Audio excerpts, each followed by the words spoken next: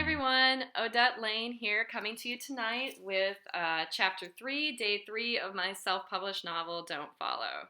Thank you everyone for tuning in so far and listening to the story. I hope you're enjoying this. And this is our third segment as we move into the third week of quarantine here in California. So I hope everybody out there is doing well and staying safe. So thanks again for tuning in. And before we dive right in, as promised, every week am going to feature some sort of cocktail that is inspired by the chapter that we're reading. So in this chapter, we see Charlie drinking some Jameson with his neighbor Cassie. So I whipped together a quick Jameson with some ginger ale and a little bit of lemon juice. It's very refreshing. So cheers. So sit back, pour yourself a drink, and we'll drive right into Chapter 3, Day 3. It was Friday morning, and Scott was sitting at McGowan's pub as usual, self-medicating. He had his notebook open to a blank page and was trying to come up with a good scenario for a nightmare. It was harder than he thought it would be. He was trying to remember back to childhood and what used to scare him at night. Nothing really haunted him as a child, though. He was never afraid of the boogeyman in the closet or monsters under the bed. Sleep was sleep, and dreams were forgettable. "You working on there something, Scotty?" Bartender Wally said with a thick Midwestern accent. He was a middle-aged man with a bit of a belly, but still a full head of sandy blonde hair that kept him looking younger than he was. "Yeah, I'm working on an idea for a screenplay," Scott lied. "I'm trying to come up with a nightmare for one of the characters. Any bad dreams lately?" "Nope. Don't really have nightmares, or dreams for that matter. Nothing memorable anyways," Wally answered with a shake of his head. "Oh yeah, when I was a kid I used to be really scared of clowns. There was something about them filthy clowns that used to give me the willies. I was scared of those clowns were gonna come in the middle of the night and, take me. I'm not sure where they would take me. I mean, where do clowns live? Circus tents. They usually have balloon animals for pets," Scott joked, taking a sip of his whiskey coke. Dream about clowns coming to abduct him probably wouldn't fly well with the doctor, he figured. Maybe if he was 5 years old. He was thinking about a running dream might work. Something chasing him that he couldn't see, following in slow motion. Seemed pretty generic, but maybe he could build off of it. As he was about to start jotting down a few ideas, the bar door opened. In walked a tall and thin, short-haired brunette. She waltzed past everyone and walked behind the bar and into the back. All the other old regulars in the bar looked up excited to see a young and attractive female in the bar. It was pretty uncommon at this time of day. "Who's that?" Scott asked, also surprised. "Oh yeah, that there's Charlotte," Wally gestured with a thumb over his right shoulder. "Danny's daughter, the owner?" "Yeah. Danny had a heart attack there a couple weeks ago, and she's been covering things here in the bar till he gets back on his feet." "Really? What happened?" Scott asked, concerned. He had gotten to know Danny over the past few years. Seemed like a nice old guy that enjoyed the simpler things in life. Good drinks, good conversations, and a good woman at the end of the night. That's how he put it. Or maybe it was a good cigar instead of a woman. "Well, guess it happened when he was sleeping," Wally said with a lowered voice, getting closer to Scott. He woke up screaming and clutching his chest. His old lady called 911 and they rushed him to the emergency room. He ended up having a triple bypass. "Sounds like Danny may be taking it easy for a while. Charlotte's been doing the books and inventory," Wally explained with a twirl of the wrist. "What's Charlotte like? She didn't even say hello walking in," Scott commented. "Yeah," Wally sighed. "She's a smart lady, one of those career women. She doesn't have time for us Midwesterners. Don't think she likes the crowd this bar brings in. She keeps to herself. She has a fancy degree and lives in New York now. Although she's been keeping the bar better stocked than Danny ever did. She even brought in some of them fancy microbrews. Want to try one there, Scotty?" "No thanks," Scott shook his head. "I'll stick with the whiskey." "I keep trying to pawn that shit off on everyone. Maybe the night crowd will drink it." Wally walked away to help another customer. Scott started to wonder if he could use a dream about having a heart attack as a night terror. Then again, maybe that would be too over the top. It seemed too easy. He needed to talk to Deanna on Saturday and find out more before he wrote anything. He felt a wave of excitement when he thought about seeing her again. She wasn't like other women he had gone out with. She was easy to talk to and wasn't trying to prove anything. And the darkness and sadness in her, he wanted to figure out. Out of the corner of his eye, he saw an older Latino man sitting a couple stools down get up and move over next to him. "I overheard you talking about Charlotte. She's one fine-looking lady," he said with a toothless grin and sat down. He smelled like Old Spice and stale cigarettes with a hint of cabbage stew. "Not really my type," Scott commented, barely looking up. "Hey, Wally, get this guy another one on me," the man said. Scott always felt uneasy when the old drunks in the bar started gifting. It made him feel guilty, and he felt obligated to converse with them. "You don't mind if I sit here and talk to you?" he said gruffly. "Don't matter to me," Scott answered, and Wally brought him another drink. "Thanks for the drink, old man," he held up in clanked glasses. "I'm Scott." "Name's Pappy," he answered with a grin and tipped his wool cabbie cap. Scott tried not to laugh. He knew Pappy wasn't his real name, but he wasn't about to pry if that's what he wanted to be called. He watched as Pappy, with a shaky hand, struggled to pull a cigarette out of his Benson & Hedges soft pack. Wally let the old guy smoke in the bar in the morning, despite the non-smoking ordinances. "What one?" he asked, knocking the pack across the bar in his direction. Scott shook his head and watched as Pappy struggled to light his smoke. He thought about offering to help, but didn't. The old man inhaled and blew the smoke out of the corner of his mouth. He coughed a few times with a deep smoker's hack. "These damn things are gonna kill me," he smiled. "But not if this doesn't first." He held up his beer and took a swig. Scott sat there, trying not to pay too much attention as Pappy smoked a cigarette, humming some unknown tune to himself. He looked down at his notebook and picked up the pen to write something, but nothing came to mind. All he could concentrate on was the weird humming. "I've had some strange nightmares I could tell you about," Pappy spoke up. Scott looked up, realizing the old man had been listening to his conversation the whole time. "I started seeing things when I got back from the war. Doctor said it was all in my head. Bullshit! What I saw was real as the hair on my head." Pappy pulled his hat off and pointed at his thinning hair. "I could tell you stories that make your head spin and your blood run cold." Pappy paused and whispered, "Sombreros de la Muerte." "What?" Scott asked, confused. He was trying to remember the little amount of Spanish he knew. "Death shadows?" "Quiet!" Pappy yelled loudly. "They might hear you." "All right, old man," Scott laughed. "Why don't you tell me one of your scary nightmares?" he said in a sarcastic tone. Pappy took a drag of his cigarette and eyeballed Scott, sensing the sarcasm. He started to tell his story, regardless.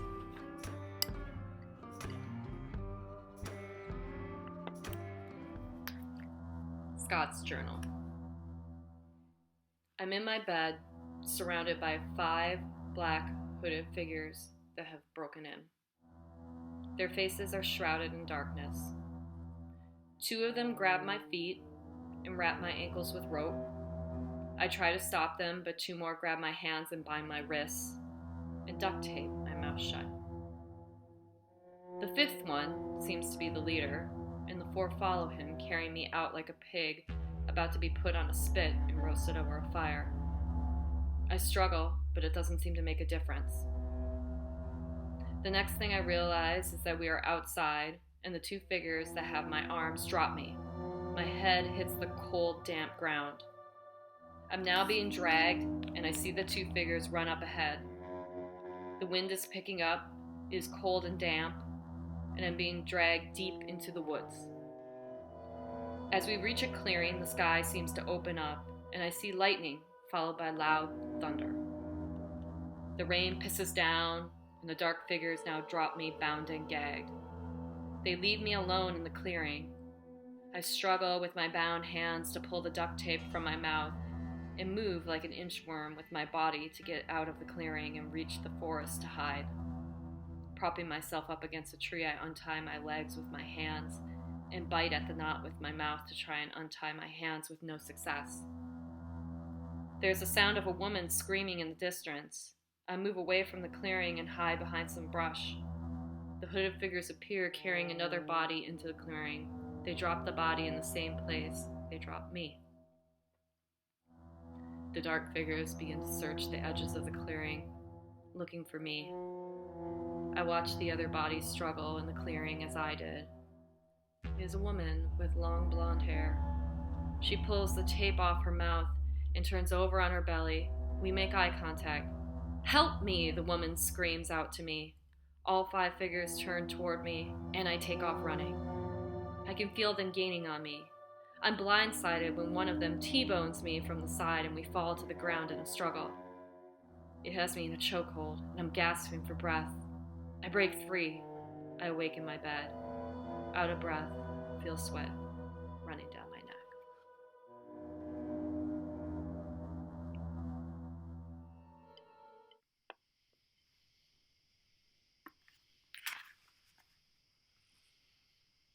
Charlie stood outside his apartment, smoking a cigarette, enjoying the coolness of the night after a hot summer day. The do not cross tape had been all cleared away, and the police had determined that his neighbor Jenny's death was an accident and no further investigation was going to be done. The night seemed calm and unusually quiet for the apartment complex on a Friday night. The door to the apartment next door swung open, and his neighbor Cassie stepped outside. He often had wondered if she was a bit of a stalker. She always happened to step outside right at the same time that he was smoking when she wanted something. She was usually bum cigarettes from him, since she never seemed to have any of her own, although he had to admit he did like her company.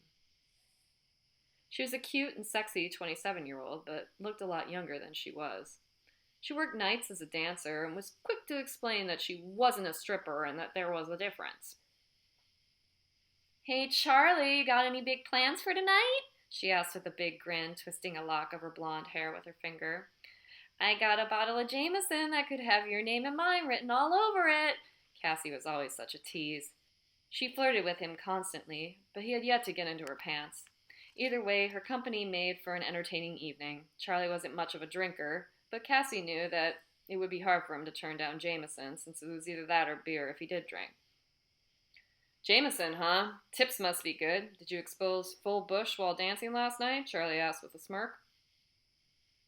"No, and you're an ass. I was hoping you might want to swing by tonight, so I thought I would pick up a little something special. If you come by, my bush might make an appearance for you," she giggled.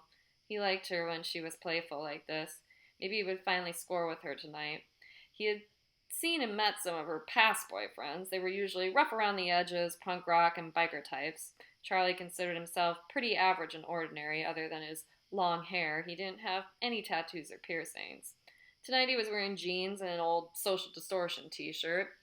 This was how he dressed most of the time. If he wanted to look a little nicer, sometimes he would throw on a vintage button-down bowling shirt. His appearance was never one of his top priorities. "Well, I don't think I can pass up an offer like that. Let me grab my keys and I'll be right over." Charlie put out a cigarette and went inside his place. He paused for a moment, noticing the unusual silence of the evening. Shaking off the strange feeling, he grabbed his pipe and a bag of weed to bring over, since that was his preferred drug of choice, and headed out the door, locking it behind him. When he walked into Cassie's apartment, he was greeted by a burst of light, color, and sound. It was so different than his place. Her place was decorated in bright colors, and she had lights and candles all over the place. There was salsa music playing in the background. In the 2 minutes he took to get his keys, she had managed to change out of her t-shirt and jeans and into a bright pink top that could have been mistaken for a bra and a short black skirt. It was in the kitchen putting ice in 2 glasses and filling them with whiskey. "Don't you love this music?" she exclaimed, handing him a drink and dancing her way over to the couch. "I want my next act to be music like this. A couple of girls from the club have been teaching me some moves." Charlie watched as she sipped her Jameson and swayed her body to the music in a sort of come hither to him. He walked over and sat down next to her. She immediately kissed him on the cheek. "I'm so glad you came over." "Anytime, we're friends, aren't we?" Charlie took a sip of whiskey. He noticed the ashtray on the coffee table in front of them and pulled out his cigarettes from his pocket. "You don't mind if I smoke in here?" he asked. "Only if you share," she teased. Charlie lit a smoke and handed it to her and then lit one for himself. "I've missed having you over, Charlie. It's been a while," she said in a little more serious tone. "You've been on my mind a lot lately. It's been a very stressful month for me. Sort of nervous being alone with everything that's happening at the club." "What's going on, girl? Everything all right?" He knew where she worked, a lot of shady clientele. "Well, a few weeks ago, one of the guys from the Mirror followed me home." The place where she worked was called the Rearview Mirror, and on the northeast side of town. The place tried hard to seem more upscale, but underneath all the lights, mirrors, and trendier industrial and techno music, it was just another seedy strip bar full of desperate characters. "Cassie, please tell me I'm not going to have to hunt down some guy and beat him to a pulp over some horrible thing that happened to you," Charlie said. His male protective instincts kicked in and feared what may have happened to her. It had been years since he had been in a fight, but he still knew what to do. "Oh no, it's not like that, Charlie. It's just more bizarre." She puffed her smoke and snuffed it out in the ashtray after 2 drags. "The guy's a regular. His name's Paul. Super mellow, quiet guy, a little pudgy, late 30s. He always tips well and is really respectful of me and the other girls." "It's always the quiet ones," Charlie commented and downed his Jameson. He got up with his smoke hanging from his mouth and refilled his glass. "I didn't even notice him on the bus after work. I had an early shift, so I didn't take a car like I usually do. He got off at the same stop, and that's when I turned to him and asked if he lived in a neighborhood," Cassie exclaimed naively. "He said he did, and he walked together with me to the apartment complex since he said his place was in the same direction, and that's when it got a little weird." "This is already weird, Cassie." "He asked if I had a dishwasher, which I didn't. Then he asked if I had dirty dishes in my sink, which I did. Then he offered me $200 if I would let him do my dishes, but I had to yell at him and tell him things like he was worthless and call him names while I washed dishes." "Please tell me you didn't let him in your apartment," Charlie sighed and sat back down next to her. "He promised he would leave right after he did the dishes," Cassie giggled, "so I thought it would be okay." Charlie shook his head and took a drag from his smoke. The fact that she was smiling made him wonder if she was actually getting off on the whole situation. "So he started doing the dishes, and I couldn't think of anything mean to say. I don't usually call people names. I'm not good at that. So he coached me, saying I should call him worthless and scum, and that he didn't deserve to clean my dishes, and I started laughing. He got upset and told me that if I didn't take it seriously that we would call it off, and I felt bad." "You should have let him leave at that point," Charlie muttered. "Well, I didn't, and I got into character. I dug down deep and found my inner sassy bitch. I told him, 'Do my dishes, you fat fuck. You're not worth enough to lick the dirt off the bottom of my shoe.' Then I called him ugly and that no woman would ever love him, and he started washing dishes faster and more aggressively. He liked it, so I went with it. I told him he should never have been born and his mother never wanted him, and he smiled and scrubbed the dishes harder. I told him he was a failure and that picking up dog shit was more enjoyable than hanging out with him, and he loved it. This went on for another 5 minutes, and he was smiling the whole time. It was so weird. My dishes were almost done, and I was running out of things to say, so I blurted out, 'You smell, and I bet you were the smelly kid in class that no one wanted to sit next to.' All of a sudden, he burst into tears and dropped the last plate and ran out of the apartment, dropping $200 at my feet. And he hasn't been back to the Mirror since." Cassie shrugged her shoulders and grabbed her Jameson for a sip. "Wow, that wasn't the story I expected," Charlie commented. He never understood some of the strange fetishes people had, but to each their own. "Sounds like you might be a natural for this, dominatrix type of shit. Should I start calling you Mistress Cassie?" "Oh, I like that," she cooed and leaned in to kiss him. Charlie continued to kiss her and reached his hands around her waist and pulled her closer.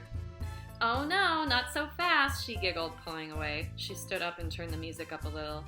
"First you need to see part of my new act. I've added a couple extra moves at the end just for you."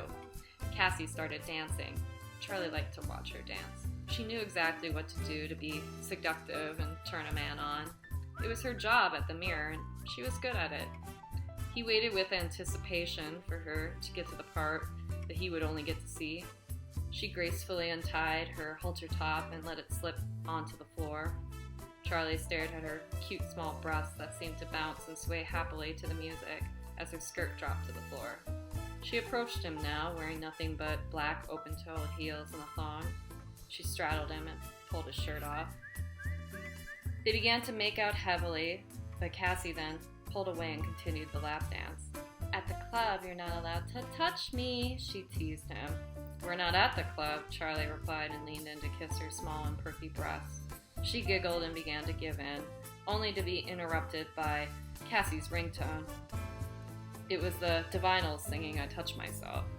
"Shit, I need to get that," she exclaimed and jumped up from his lap and ran to the kitchen to grab her phone off the counter. There was always some sort of cockblock when things started to heat up between them. Cassie answered her phone and scurried into her bedroom and shut the door for privacy. Charlie pulled out his bag of weed and his pipe from his pocket and began to pack a bowl. If he wasn't gonna get laid, he might as well get stoned. He took a couple of hits off the pipe and waited for Cassie to finish her phone call. He could hear her chatting away in the other room, but it was too muffled for him to make out her conversation. After about 5 minutes, she burst through the door, still naked. "Oh my God, Charlie, you're not going to believe this. That was one of the girls I work with, and that guy Paul I told you about earlier that was at the club, he was asking everybody at the club where I was." Cassie sat down next to him and downed her drink. She stole a cigarette from his pack and lit up. She was very obviously shaken by the conversation she just had. "You said the guy seemed harmless, right?" Charlie asked, trying to calm her down. "I thought he was, but I guess he was really upset when he found out that I wasn't working tonight and he had to be escorted out of the club. You don't think that he'll try to come here, do you?"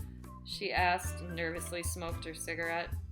"He might," Charlie replied, shaking his head. He wished the pot that he had just smoked would kick in faster. "Stay with me tonight," she pleaded. Charlie couldn't resist her. He nodded his head and she smiled in his approval. "You're so good to me, Charlie. What would I do without you?" She hugged him. He could feel her warm breast against his chest. At this point, he hoped she would put her shirt back on. He would feel like a total jerk if he tried anything now. "What's up with your ringtone?" he asked, trying to change the subject and calm her down. "Oh, that," she giggled. "It's one of the new songs I dance to. It's a throwback to the 90s. The Gen X men like it, and they're the ones with the most disposable income." Made sense. Maybe Cassie was a little smarter than he gave her credit for. Alright, so that's the end of Chapter 3, Day 3 of Don't Follow. Thanks again for tuning in, and we'll continue to do these segments on hopefully a weekly basis is what I'm hoping for. So I hope we'll see you next week, and stay safe out there. Cheers, and have a great night. Bye now.